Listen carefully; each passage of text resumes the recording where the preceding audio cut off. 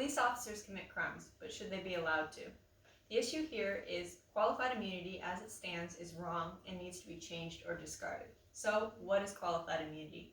It's basically just a general legal protection for police officers to be protected from being held liable for things that they have to do in their job. Because if you think about it, there has to be some level of protection for cops not to be sued, or else it would just clog up the system. There'd be a ton of lawsuits, and cops also have to make snap decisions. So there's some aspect that people say is necessary and that it makes sense.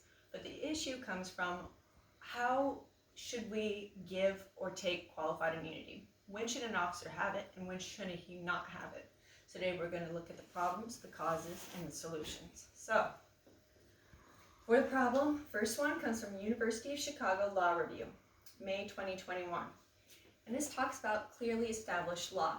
And the importance with qualified immunity is to figure out, really, if they should not have qualified immunity and protection, it means they must have violated clearly established laws. It sounds really good, except there's not a lot of basically clearness about this issue. Does clearly established laws mean Supreme Court decisions, lower court decisions? That hasn't been fully fleshed out. So that's a big issue there if we're trying to figure out what cops should be protected and what ones shouldn't be protected. And also, just in general, qualified immunity does protect government officials from being sued even if they did violate laws. So even if your constitutional rights were violated, they can have qualified immunity as it stands right now. So that's something right there that's a problem, because even if it is 100%, yes, your constitutional rights were violated, you could still have qualified immunity, and that's part of the discussion here that's happening. According to Boston College Law Review, March 2019, there's also an issue with unrealistic criteria. So let's say somebody is suing a police officer, right? But if their court case and the details within it don't match to another court case revolving like a similar issue, let's say the cops break into your house, right? They violated your rights, they didn't have a search warrant. If the details are not exact, that's where they could say, it doesn't have the same criteria and it doesn't count. So you can't really point to another court case as to why it's wrong. That's the problem right there. Also, it's impossible to educate every officer on every court decision. There's millions that we could point to. So it's hard to go, oh, clearly established law, clear criteria. So what, every police officer has to know every single court case? That's a problem right there, because if they don't know, then it's fine. Denver Law Review 2021. This is another issue, and really, who does this affect mostly? And unarmed Black people are 3 times more likely to be killed by cops. They're also more likely to experience excessive force than white people. And qualified immunity prevents enforcement of civil rights, and it leaves it up to the judges. So let's say that these people who really, they face more issues with law enforcement, and then if the law enforcement does violate these rights and leaves it up to the judges, really, who's this affecting mostly? It's those Black people who are 3 times more likely to be killed by cops and have negative experiences right there. That's not fair, and this creates an issue that really does relate to civil rights and issues with minorities. So, causes. According to Time.com, June 3rd, 2021, Section 1983 was created to protect freed slaves after the Civil War. They were experiencing violence after they were freed, and government officials were actually going after them. So that law was created to create an avenue for them to sue those government officials and protect themselves. Now that's an important detail right there, because qualified immunity kicked up in the civil rights times.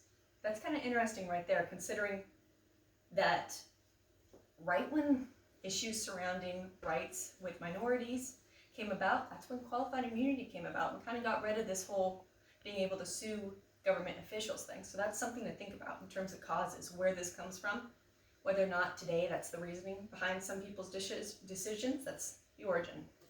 Also, according to USA Today magazine, January 2021, the National Association of Police Organizations, NAPO, doesn't want qualified immunity gone. And they're kind of spinning, I would say, lies surrounding it. at least confusion, because they say that qualified immunity only protects good cops. It doesn't protect the bad ones.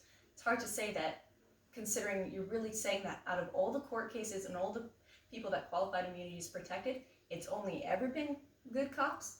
Statistically, that'd just be something hard to prove, and it's a really bold claim to make. They also say that this getting rid of qualified immunity would send good cops to jail.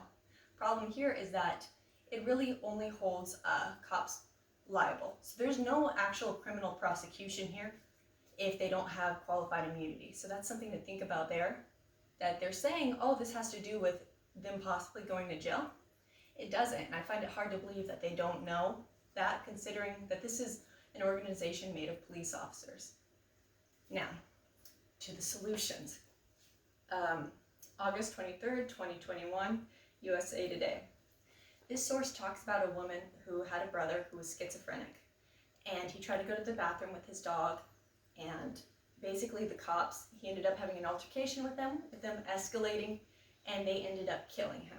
And so really one solution here from this writer, from this source, is that we should get rid of qualified immunity, because that's what's protecting the officers that killed her brother. So really there's also instances where there are people with stories like that who never were able to seek justice, and that's an issue right there. According to Student Lawyer, November-December 2020, the ABA, American Bar Association, wants states to track lethal force in databases and curtail or eliminate qualified immunity. So get rid of it or really lock in those details. And according to New York Amsterdam News, April 15th, 2021, Representative Herod wanted police reform, but it didn't get traction until after George Floyd's protest after his murder. And so she says that activism is one way to get qualified immunity gotten rid of or changed, and police reform bills, basically. So it's one option she has there, is to have activism, speak out, get your representatives to do something about this issue. So today we've talked about the problems, the causes, and the solutions. And no, it's not okay for police officers to get away with crimes they've committed against their citizens. So this is a really big issue, one that we need to figure out and tackle.